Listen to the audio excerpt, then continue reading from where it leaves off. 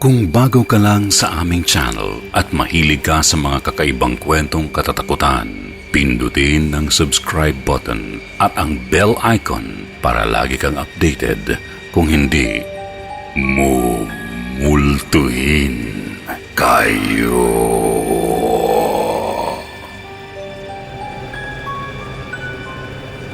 Kwentong Takip Silim.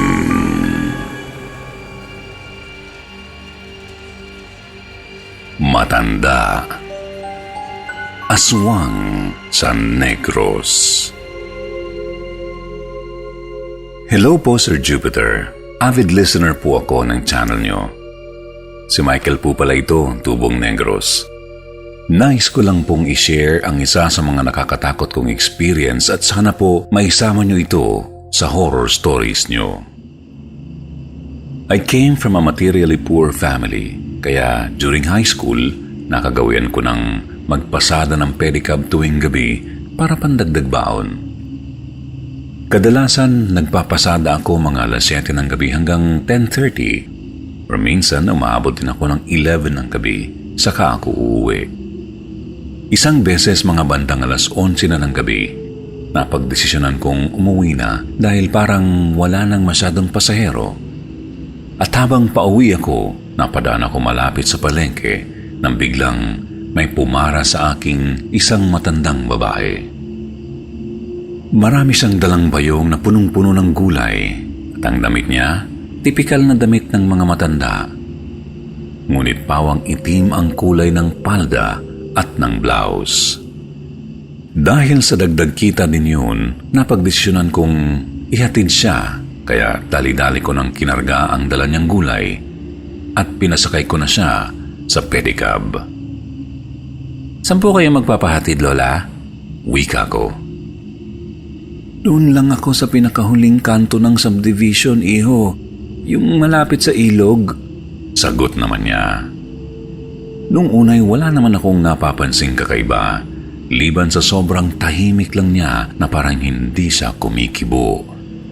Ngunit sa kalagitnaan, nagtataka ako kasi sa tuwing dadaan kami sa mga madidilim na parte ng subdivision na yun, ay bigla na lang naninindig ang balahibo ko at bumibigat ang aking pakiramdam.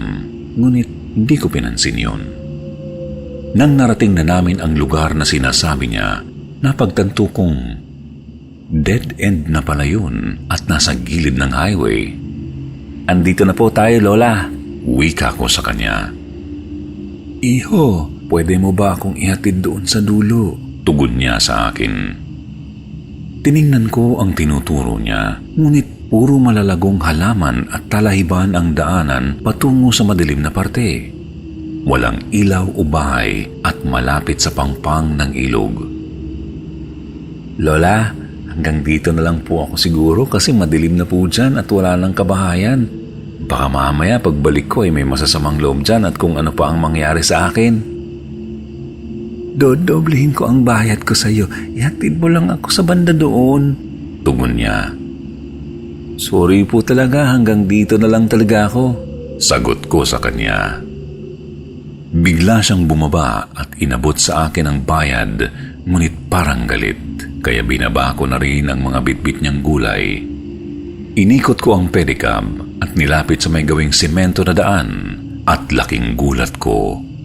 Paglingon ko sa likod, wala ng tao. Wala na ang matanda at wala na rin ang mga bayong na may lamang gulay. Sa sobrang kaba ko ay napatakbo akong hinihila ang manobela ng pedicab. Noong makarating ako sa bandang maliwanag at maraming bahay, sumakay ako sa pedicab. Binilisan ko ang pagpadyak at lahat na ata ng dasal inusal ko na sa sobrang takot. Mga pasado alas 12 ng gabi, pawis na akong dumating ng bahay at bigla akong nakaramdam ng sakit ng tiyan, parang nasusuka at nilalamig. Tinanong nila ako kung anong nangyari, kaya ikinuwento ko ito. Noong hinawakan ni nanay ang aking noo, nagulat siya dahil inaapoy ako ng lagnat. Nagkataon namang malapit lang ang bahay ng matandang manggagamot na kakilala niya, kaya dali-dali niya itong ginising para matingnan ang kalagayan ko. Noong nagsimula ng umusal ng dasal ang matanda, biglang may narinig kaming may kumalabog sa bubungan na parang may malaking hayop na dumapo. "Andito siya! Sinundan ka niya!" sabi ng matandang manggagamot, kaya biglang lumabas ng bahay ang tito ko, dala-dala ang kanyang baril at flashlight. Laking gulat niya nang tinapat niya ang ilaw ng flashlight sa isang puno ay may nakita siyang malaking ibon na nanlilisik ang mga mata, ngunit hindi niya maaninag ang muka kasi nagkukubli sa dilim. Walang ano-ano'y pinaputukan niya ito. Parang baboy ang huni at mabilis itong lumipad palayo hanggang sa mawala na sa paningin niya. Nang pumasok siya pabalik sa loob ng bahay, ay nagtaka siya dahil pawis na pawis ako. Wala na akong lagnat at nawala na rin ang sakit ng tiyan ko. Sabi sa amin ng matanda, aswang daw yun at gutom na gutom. Mabuti na lang daw, mataas ang aura ko, kaya hindi niya ako basta-basta nagalaw noong hinatid ko siya, pero balak daw talaga niyang biktimahin ako. Pero salamat sa Diyos at walang nangyari sa aking masama. Minsan, pag naaalala ko ang karanasang ito, ay may pagkakataong natatakot pa rin ako.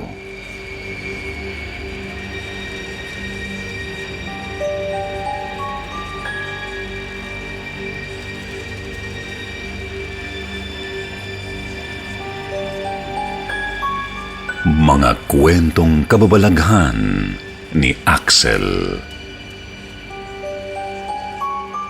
Hello Sir Jupiter, ako po si Axel, Tubong Bohol. Marami po akong mga karanasang kababalaghan tungkol sa bahay namin. Unang pagpaparamdam. Noong high school pa po ako, edad 14, umalis po ang nanay ko at kapatid ko papuntang Siquijor, samantalang ang aking tatay naman ay nasa barko. Ako lang mag-isa ang natira sa bahay. Pinakiusapan ng aking nanay ang aming kapitbahay na si Mang Lolong na baka pwede akong samahan habang wala siya para mayroon akong kasama, lalo na sa gabi. Pumayag naman si Mang Lolong.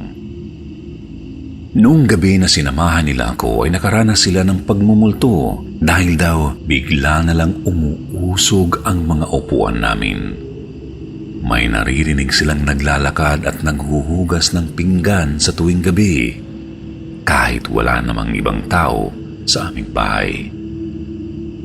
Kahit na takot na sila ay pinilit pa din nilang manatili at samahan ako hanggang sa pag-uwi ng aking inay at kapatid ko galing Siquijor.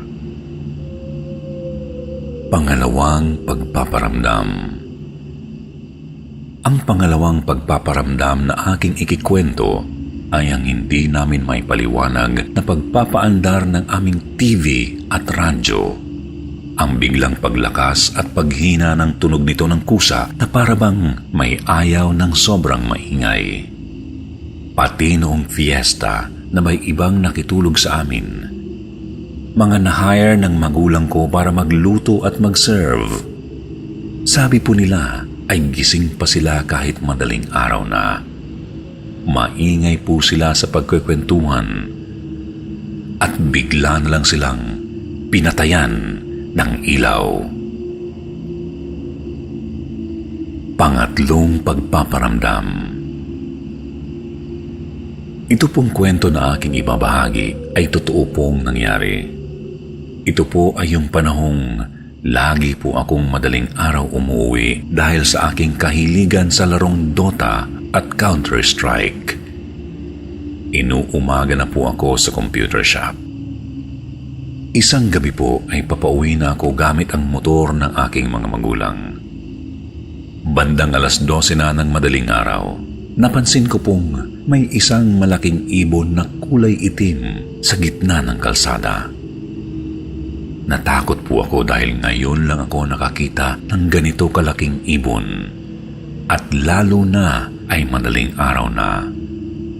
Unang pumasok sa isip ko ay baka isa ito sa mga aswang na pinag-uusapan sa aming barangay. Dali-dali kong niliko ang motor para iwasan ko ang malaking ibon sa gitna ng daan. Sinabi ng nanay ko na wag kong paparamdam ang aking takot. Kung hindi, ay hindi niya ako lulubayan. Pag-iwas ko sa malaking ibon ay pinaharurot ko ang motor at hindi na ako lumingon sa aking likuran. Dinig na dinig ko ang pagpagaspas ng malalaking pakpak ng ibon. Pagdating sa bahay ay nagmadali akong binuksan ang gate at biglang lumabas ang aking inay. Axel, lalabas ka na naman? Kauuwi mo lang kaninang 12:00, saan ka na naman pupunta? Inay, kadadating ko lang. Sambit ko sa aking inay na biglang napakunot ang noo. Napansin ko ang kanyang pagkabalisa, ngunit ang sabi na lang niya ay matulog na ako dahil malalim na ang gabi. Noong kinaumagahan ay sinabi niya na nakita niya ako na pumasok ng bahay at tahimik lang na pumasok sa aking kwarto. Umakyat ako sa gate. Hindi po namin maipaliwanag ang mga pangyayari, ngunit ito po ay sadyang totoong nangyari sa amin ng inay ko.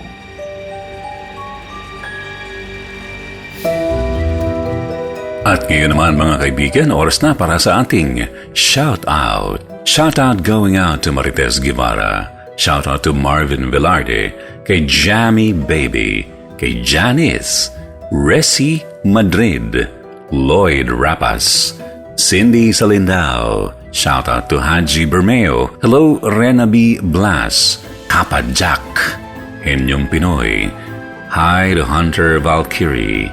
Shout out to Mark Ocampo, to Winnie Doroha Gaynor, to JTV. Shout out to Just Renz. Hi to Marnil Sonyo, Jimmy Pandong. Hi kay Ann Chu. Salamat for listening to Mylene Resplandor. Kay Deviamore Tumulak Elish Kinzel.